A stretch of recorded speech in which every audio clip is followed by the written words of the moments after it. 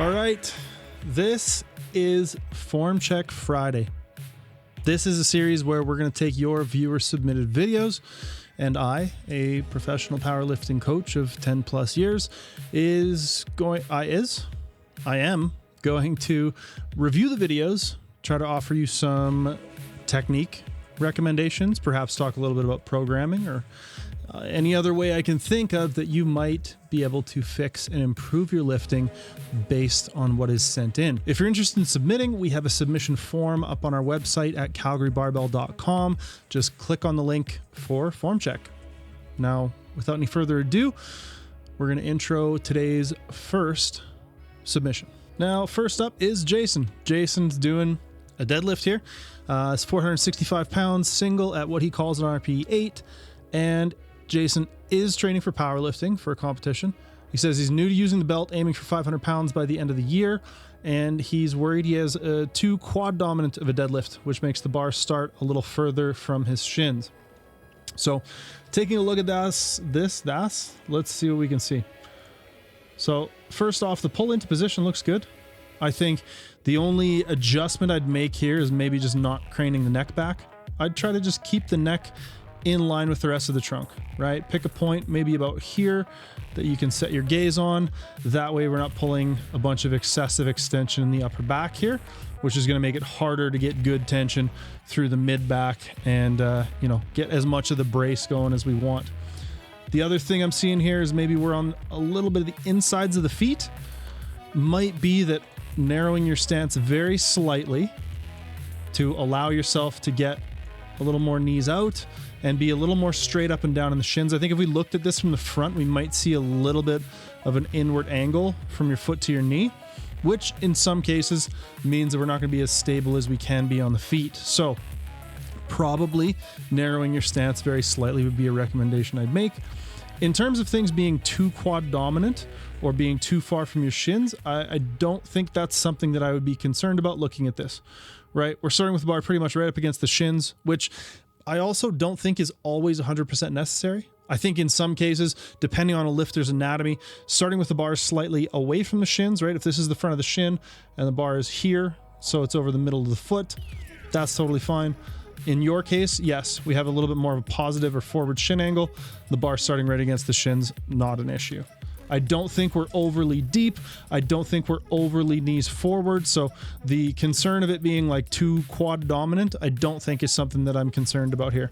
So I would maybe mess around with your start position stance wise. And in terms of the belt, if you're new to using a belt on deadlifts, I would probably opt to go looser rather than tighter. It doesn't look to me like this is too tight, but I think in some cases, people's first inclination when starting to use a belt is really cranking that thing on. And sometimes that can mess a little bit with your brace, with your start position. And I don't think the trade-off is often worth it. So overall, you got a really solid looking deadlift here, Jayson. I think whatever training you're doing seems to be working. I don't know if this is a PR or not. Seems like we had a little celly at the end there. So yeah, I don't think we're all that far off by the end of the year for that 500-pound milestone. So good luck with it. Let's get on to the next one. Now our next lifter here is Antti P. Also doing a deadlift. This is 210 kilos, single at 10. This was a new PR for Antti. So Antti is training for comp. I think this might even be done in competition. And the sort of context given was despite the obvious error, which I believe we're talking about this little bobble at the top there. He figures it was 3 white lights, which, yeah, I mean, you can kind of say that about a lot of lifts, right? If I hadn't missed depth, that would be 3 white lights. I get what you're saying though, right? Like, I don't think you have many other issues other than losing that balance for a split second and seeing that bobble. You said you've been trying to figure out what causes that bobble. The weight felt pretty easy. And you said this felt like the easiest lift of the day, despite it being your final pull. So let's see if we can't figure out why we're bobbling, right? So just before the bobble, we're kind of trying to jam the hips through a little bit. We're a little back and forth. If we look at how the weight is displaced on your feet, we're a little far back on the heels and then we kind of come forward to the toes a little bit. I think for you, what I would recommend is just, number one, bring this toe angle in a little bit. It could just be as easy and straightforward as our like base of support when our feet are out, right? Wow, that's an interesting looking foot I'm drawing here, right? When our feet are really out like that versus when our feet are a little more straightforward, right? We get a little bit of a bigger and wider base of support, right? So if we're extremely toed out, this like vertical support that we have is a lot less than when we're toed forward. So sometimes just changing that angle ever so slightly can help to provide you some better balance because you're better able to keep that bar centered with yourself. The next thing that I would look at doing is trying to be a little more conscious of where that weight is on your feet, right? It looks like off the floor. Number one, we're super knees out, which I think also tends to cause some issues with lockout. If you're really forcing external rotation, we're not going to be able to get full hip extension, right? Like if you do a deadlift where all you're thinking about is pushing your knees out, even if you just do it like with a broomstick really quick. If you're watching at home, you can try this at home. You know, try to focus predominantly on really forcing your knees out and then also try to lock your hips at the same time. It doesn't quite work like that, right? Your knee and your femur kind of like need to internally rotate a little bit and get back to more of a straightforward orientation before you're able to get full hip extension. So if we're really forcing this knees out, I think a lot of the times that can make things get a little locked up and kind of clunky at lockout. Another thing that goes along with trying to maintain good pressure on the feet, and if we watch this lift in its initiation, it looks like things move back a decent bit, right? So we're putting a lot of the load back on the heels, and then around here, we're trying to really extend the hips relatively early, which is going to start us moving forwards, putting the weight back on the front of the feet. So there's this transition from heel to toe, and I think if we can iron that out to where we just maintain better foot pressure between heel and ball of the foot throughout the entirety of the lift, I think we're seeing less of that bobble. Now, going hand in hand with that, I think also working on staying over the bar is going to kind of be the same cue, just differently, right? Instead of trying to pull back and push your hips forward and then kind of like leaning into the bar, if we're just a little more patient, focus on locking the knees while staying in that same torso position, we may be able to avoid that bobble a little bit. Yeah. Those would be the biggest things. I think in terms of training interventions, potentially something like banded deadlifts where it's gonna, kind of really kick in at the end, working on that lockout. And also if you're not like, I hesitate to call it pausing your deadlifts at lockout, but holding your deadlift at lockout every single rep, right? You're doing a set of 5, lock it out, hold it, make sure it's balanced, then set it down. I think a lot of lifters get into this habit of like locking down, as opposed to cultivating that skill of being balanced, locking it out all the way, and then setting it down, right? Hopefully that helps. Our next video comes from Marcus, also doing a deadlift. We got a lot of deadlifts today, so hopefully y'all are in for the deadlifts. Let's see, 150 kilos for 7. This is an AMRAP. Marcus figures his 1RM is around 180 to 185. He is training for a competition. Says he's new-ish to sumo. Been doing sumo for about 11 weeks and has an issue with the back rounding. Now, when RPE gets higher, the rounding increases and lockout gets really hard. Sounds like that's where Marcus is missing if he gets to the point where he's missing a lift. He figures it's a setup issue. So one thing that I can kind of see here from the hop, and let's get a look at these last couple reps before I say too much. So yeah, a bit of a breather, he mentioned, between rep 5 and 6, and then pulling the last 2 of this AMRAP. Yeah, so definitely getting pretty stuck towards the end there. Now, it's quite hard for me to tell from this sort of like straight on side angle, but it looks like we may be gripping the bar really narrow, which is preventing us from being able to get our shoulder blades down into position, right? We've got a decent bit of rounding in the thoracic, which not really a big issue with the deadlift until that rounding carries in through the lumbar. Then that's when we're getting stuck at lockout. That's when we're having a hard time getting that pelvis and low back kind of slammed back into position at lockout, right? As we come up off the floor, these shoulders are just very, very forwards, which makes me think that you're right in that it's a setup issue. And I think the fix is going to be, number one, to work on trying to get some better extension here and get those shoulders pulled into position.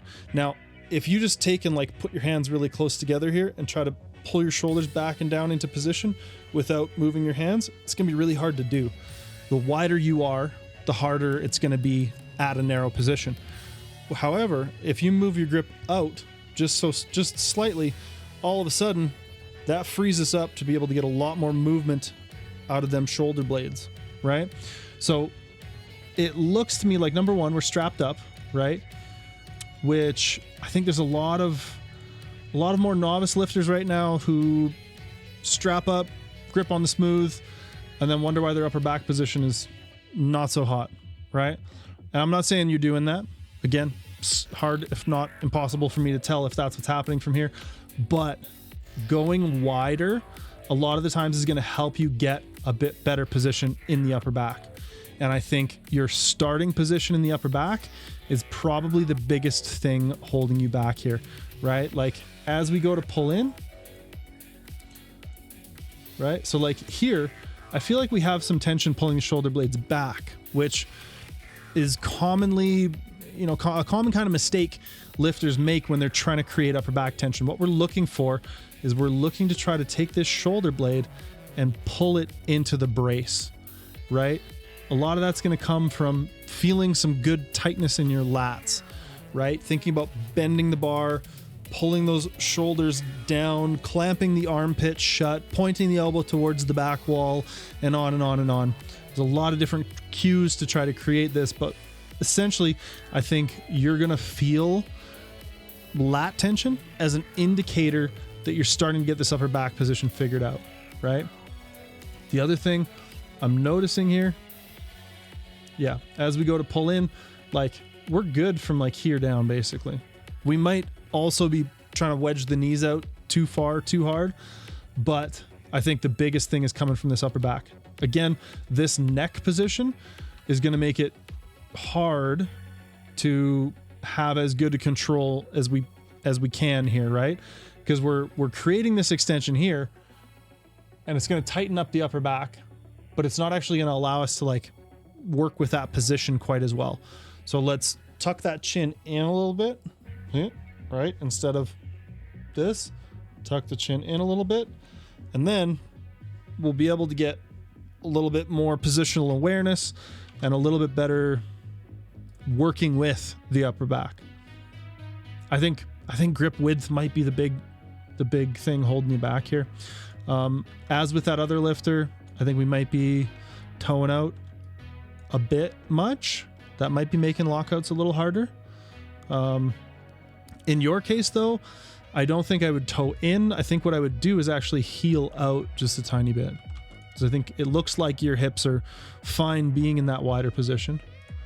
There's also, yeah, like if we look at the start position of the hips themselves, right, and the knees, right, we look at where we start rep 1 from, we're a lot further back here.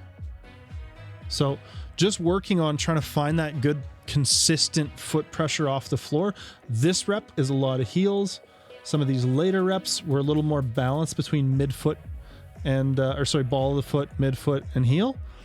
So again, just trying to like make sure that we're finding that good consistent feeling tension in each rep before we break the floor. and trying to incorporate your upper back more into the setup. And now we're going to mix it up with a bench. I told you there was a lot of deadlifts, not solely deadlifts. So we're looking at Chris's bench press here. Now, Chris is benching 225 for a set of 3 at 8.5. Chris is training for competition, and he says bench is the lift he struggles with the most. He says he feels his technique is generally okay. Heels up, he wanted to note, is perfectly fine in his federation where he competes. And he said he got the bench from 235 to 250 using the Calgary Barbell 16-week program. So that's pretty cool. If anybody's interested in the 16-week program, you can head to calgarybarbell.com, check that out. It's free. You just put in your email, we send it to you, and then you have a free 16-week powerlifting program that has been used by like 10,000+ people, and has gotten a lot of people a lot of gains. So go check it out. All right. So first thing I'm noticing here is we're pretty close gripped. We're pretty narrow gripped. We're seeing a decent bit of movement in the initiation of the press, but the biggest thing I think is how much we're loosening at lockout. Right? We see that here. As you finish the rep, there's just a heck of a lot of movement going on. Boom. Right? Like, I think what we're trying to do is we're trying to be like explosive, but really what it's doing is moving your shoulders around and losing you a lot of that back tightness that you painstakingly created during this setup. And what that's going to do is it's going to make your reps degrade really fast, right? You're going to go from rep 1 being nice and tight to rep 2. All of a sudden we've lost a decent amount of position to rep 3. Now we're super loose. Right? We're seeing, so the big things we're seeing there are, number 1, as we press, the shoulders creep up. So we want to work on trying to keep those shoulders stable as we press, right? Even if it means being a bit patient, even if it means being a little bit slower off the chest, or maybe rather thinking about it as smooth off the chest. We don't want to be slow, but we want to be smooth. You know, that ancient saying that smooth is slow is smooth, and smooth is fast, right? We want to be smooth in the movement. So keeping the shoulders pinned and just really focusing on how we're initiating off the chest, right? Making sure the shoulders aren't creeping up as we press, big thing. The other big thing, when you're finishing a rep, again, maintain that upper back tension, maintain that upper back tightness. If you want to like be, I don't know, explosive or snappy, do it with the elbows, right? Don't let those shoulders follow through, right? Anytime we're losing that little bit of shoulder position, it adds up, it piles up throughout the set. I would agree, generally your technique is quite good. I would experiment with a bit of a wider grip, even just as an accessory movement, because I think, you know, wider grip limits range of motion. At the very least, if it doesn't provide a valid alternative to pressing with this narrower grip, it will at least provide you a bunch of good training for your pecs and delts, right? Like, it's a great bench accessory movement to bench wider, even if you don't end up changing your like competition grip. Let's see here. Yeah, touch weight is fine. I used to be a lot more of a stickler about people touching like, oh, you got to touch super light, but it seems like you have enough control there.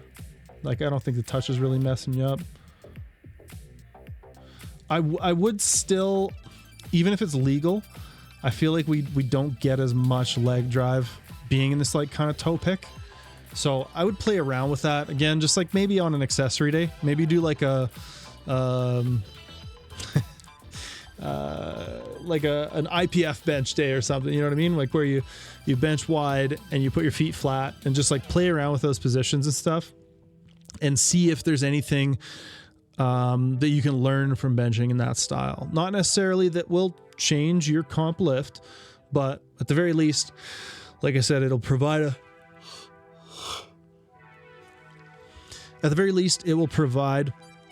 a good accessory movement that I think will help to bring up some muscle groups that, I don't know. I can't look at you and say like, oh, your pecs are lagging, but you know, I think getting some wider grip benching, usually a pretty good tool. Playing around with your foot position and leg drive, I think is something that a lot of really good benchers do as they progress for quite a while, right? That's something that I've messed with a number of different times in my career, each time trying to find a slightly better way to provide support for my upper back by slightly changing my foot position, right? So yeah, I think generally speaking, your bench technique, like I said, looks quite good. I think just being a little more conscious of keeping the back tight as you initiate the press and at lockout would be the biggest things. And then I may play around with a wider grip, foot down or heels down bench press as an accessory movement. And lastly, we have Abilio C. Again, deadlift, 425 double at 7 to 8. Is not training for competition. Says he's gone up to a 500-pound deadlift with poor form. Learned a bunch from watching our videos and other people's videos on the internet, trying to correct his form for, he says, 4 months now. He hasn't matched his previous max yet with his new technique, the changes he's made, but is open to further critiques here. And honest to goodness, I think this looks incredibly solid. I think I would be remiss to change anything here. We are pulling into a really, really good position here. We are initiating with a lot of quad, a lot of leg drive. Some people might look at this and be like, oh, his hips shoot up. But the fact that your hips move like half an inch off the floor, I really don't think is something that I would worry about or like try to micromanage. I think you do a great job with your torso position in the opening phases of the pull here, really just kind of pushing it off the floor. As the bar comes across the knees, we start to drive the hips through and pull back with the upper back. It's really smooth, really solid, really clean. I would be very surprised if this was a full, like this looks more like maybe a 6 or less. Like these looked like we got, I don't know, probably 6 reps there pretty easy. So yeah, I think your deadlift technique looks wonderful. I do not think I would change anything here, and I would just encourage you to keep doing what you're doing. I know that's not the most exciting advice, but sometimes just knowing that you're doing things right is a good thing. All right, that's Form Check Friday. Again, if you want to submit, go ahead and check the links. We'll probably put a link in the description box below so you can get straight to the form submission. And we'll be doing one of these once a month. So there we go. Diversifying our content here on Calgary Barbell. So if you like this style of coaching, if you want your own Form Check Friday, well, we do those in our Calgary Barbell app. You can check that out in the description box below as well. We got 51 programs in there now. And every week, one of our coaches goes in and does exactly this for our members in the Discord. So that's pretty cool. Anyways, we'll see you in the next one. Peace.